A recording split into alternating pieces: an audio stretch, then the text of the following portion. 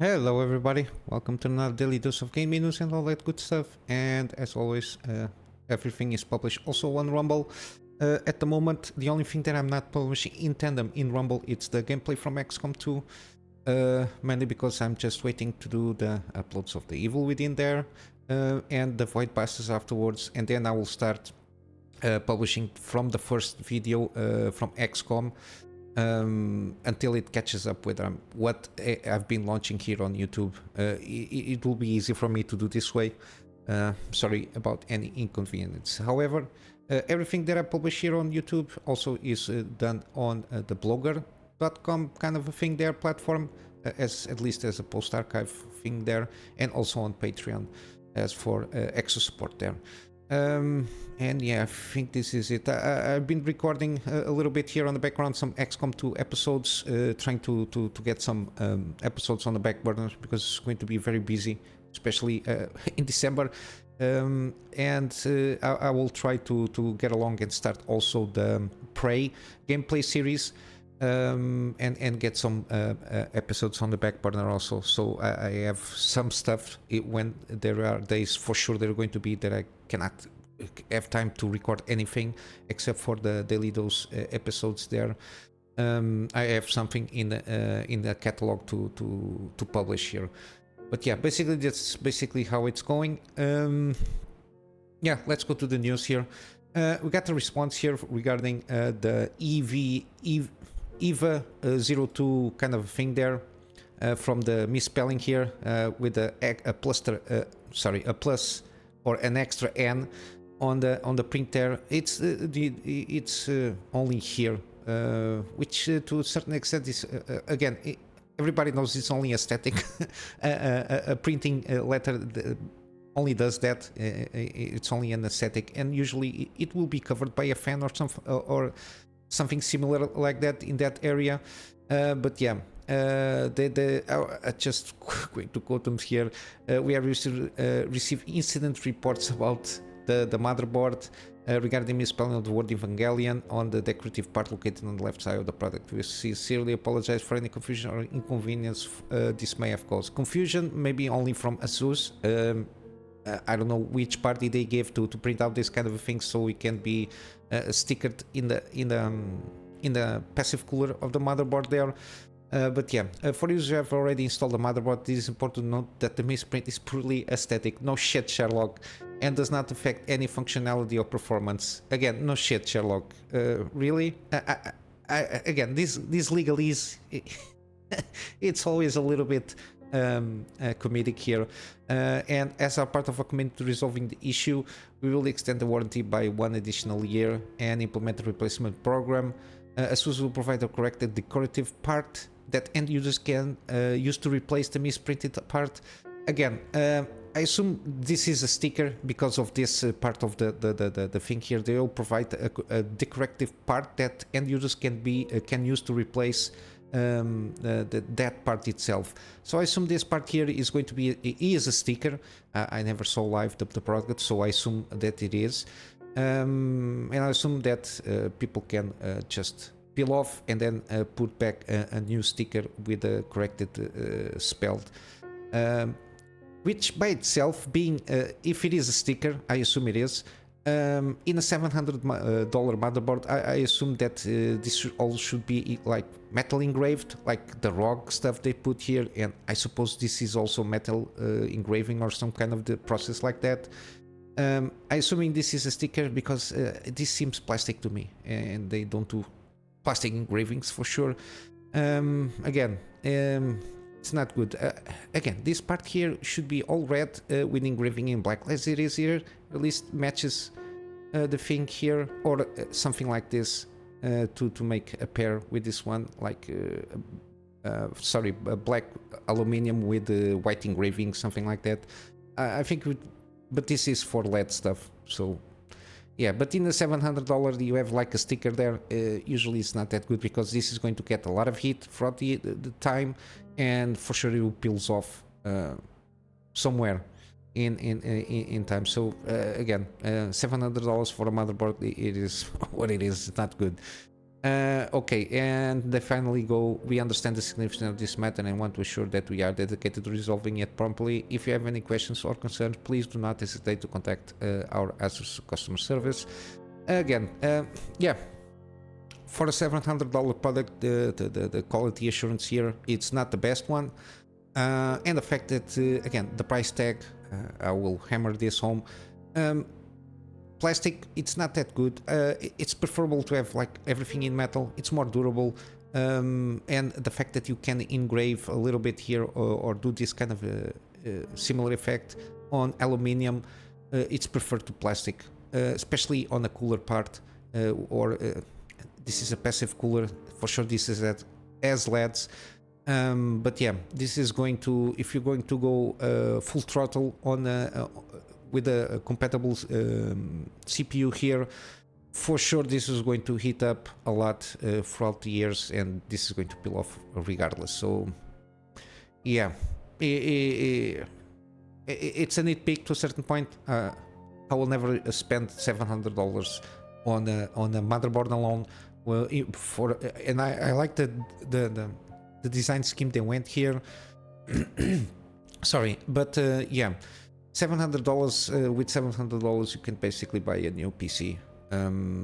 Not as good as the motherboard itself in terms of potential performance here, but at least you can have like a full-on basically PC, or even like a console if you just want to play games. So yeah, with that $700 for me, I can get a motherboard, CPU,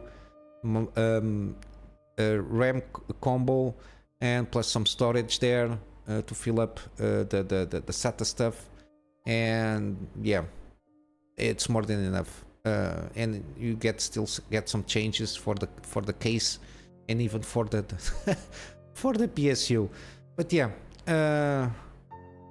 we'll see. Again, if you by any chance spend all this money on this motherboard, you might as well contact Asus or the shop that you bought this motherboard and see the possibilities of getting.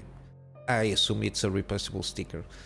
Yeah, and continuing with the other story that we got in the other day, the PCI-SIG working on this Gen 5 and Gen 6 cable specs for the I will continue to call it the 12-volt power pin because it is what it is. They can call it other names, but it is a 12-volt power pin. Again, they are calling this CopprLink. They're trying to change the name, so I don't know. It's because of the burning RTX 4090s, but yeah. Again, this is more an official statement here. The new naming scheme for PCI Express internal and external cables will be CopprLink. The PCI Gen 5 and Gen 6 internal and external cable specification are currently in development and are targeted for release in 2024. Again, I think they want to announce it in the early days of 2024. We'll see how it goes. Hopefully they will solve this situation, and for them to fully resolve this situation, they have to try to get rid of the 12-volt power pin kind of stuff there. I assume they will maintain the 16 pins, even though it's 12 pins plus 4 sense pins. I don't know how they're going to go about it and doing like different. I think unfortunately they have to do like a completely revamped connector there, and taking some lessons from the shitty job they did with the 12-volt power pin, because it was a bad design by itself. By the fact that it doesn't fit well, even though it is designed through specifications that they supposedly did through this consortium. And again, I think that the pin's size, where it fits, should be bigger to handle future upgrades in power demand. But yeah. We'll see how it goes. Hopefully they scrap this 12-volt power pin like the first version, or whatever they want to call it, and come up with a better and more reliable pin and cable. with this new revision and the fact that they are calling PCI. This is the PCI Express 5 and 6. It's kind of different. They put everything all together. I think it should. I don't know, because they're mentioning here 12-volt power pin, then they just go along also with an update on the standards of PCI Express 5 and 6. Can be a little confusing for people. People might conflate the two of them, but they're not the same. But yeah, we'll see how it goes. I will be here to check what's the specifications, if it's going again with the schedule they are trying to put themselves into. Again, this is for what you have here for hardware. In terms of gaming, we got more news now. Suicide Squad killed the Justice League. Drops new footage, PC requirements, and of course it's still a live service. Warner Brothers already told that they are going to double down on this shit, and this is going to backfire hugely. People what didn't like from the footage that they first saw a few months ago is the fact that it is basically a MMO, squad shooter, whatever they want to call it. And yeah, it is basically games as a service, so you just it's full of microtransactions, and it's disappointing that that it is Rocksteady with the pedigree on the Batman Arkham trilogy of games, which is very good. They put this developer on doing this game, which is not their strength, doing MMO stuff there. Yeah, and the fact that you have to buy the full game, and then for sure there is a lot of microtransactions there. This is not going to end well. Plus you have the Xbox Game Pass. I think they're going to, as this says here, they are expected to pay 50 times more to get Suicide Squad on Game Pass than Baldur's Gate 3, which is again, it's all about the money. Because of the microtransactions, for sure Xbox will get a cut on the people that have Xbox Game Pass, that play the game through that, and if they start spending money, for sure it will they will get a cut. That's why they are making the investment there. But yeah, in terms of PC requirements, very vanilla style to a certain degree. I don't know which kind of engine it is. I didn't pay too much attention to that. But yeah, it's very vanilla. Again, it doesn't seem it doesn't give us like resolution and target frame rates there. But the fact that the minimum is GTX 1070 8th generation i5 there, or Ryzen 1600, seems very I don't know. I assume 720 60 frames maybe, and the recommended I assume it will be 1080 30 to 60 frames per second, depending, because it's a 2080 or a 6800 XT. I assume it can reach playable 60 frames per second there. But yeah, the fact that it is a live service and will continue to do so. I don't know which. I think Wonder Woman, which is like a game that Warner Brothers wants to launch after this one. I don't know if it's when it comes out. I think it's 2025, I suppose. I think it's going to be also a live service. At least that's what they want to continue to invest, which is it's not good. It's going to backfire. You saw, for example, Remedy in the other day. They just basically announced they scrapped the project that they had through Tencent.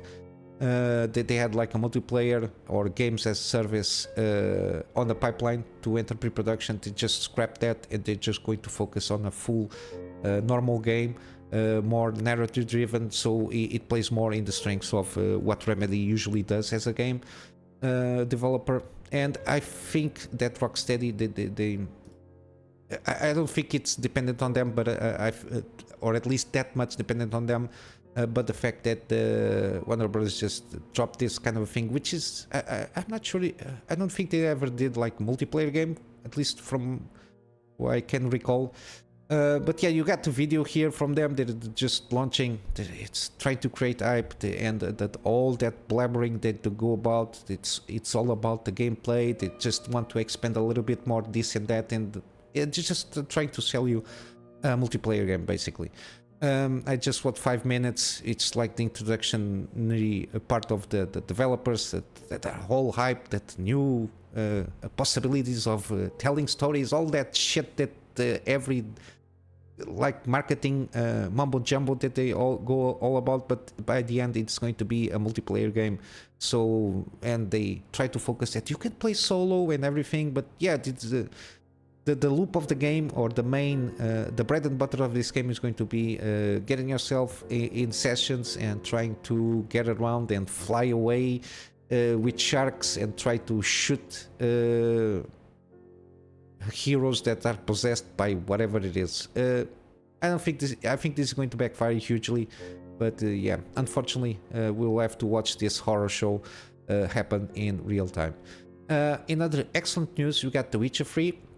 Wild Hunt is going to get official mod editor next year for free for creation of new quests and content. So they basically are letting the beast out, in the sense that the fact that they already have like the similar thing like creation kit for the Red Engine, it's already possible, but this is going to let things loose.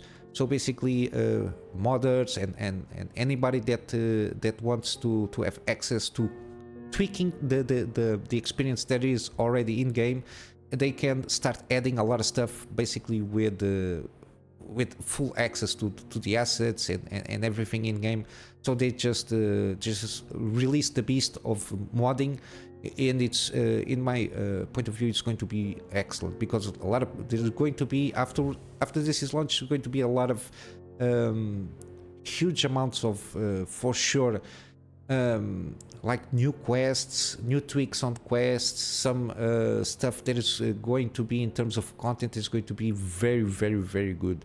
For sure there's going to be some stuff that is going to erase the Netflix show content there for sure, and it's going to add more stuff that for sure there is lore on the books. I assume some callbacks from the first games here and there, and I don't know how well it can be done. For example, people trying to basically recreate the first and second games through this with these tools. I don't know if it is possible or not, but for sure somebody will try to do something like that, or make some recalls from the first and the second games, like the vampire stuff. There is like the elder stuff that you do in Blood and Wine. It wraps up some stuff that was pendant from the first and the second games in terms of the vampires. I forget the name of the guy that was your friend, like a vampire there. But yeah, this is good news. But we'll have to wait till next year. They didn't give for free in 2024, so we'll have to wait. I assume first quarter we might get the tools released here.